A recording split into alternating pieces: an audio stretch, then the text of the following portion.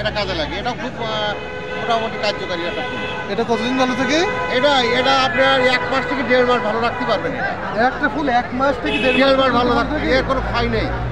এর নাম আছে রড স্টিক। আর বুঝতে হবে রডের যে কার্যকারিতা এদের ভিতরে আছে, অরিজিনাল আছে। বাহ! আর এই পাশে কি ফুল আছে?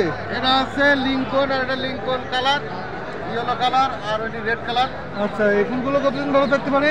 এ ফুল 3 দিন 4 দিন আচ্ছা এরকম ভালো থাকে।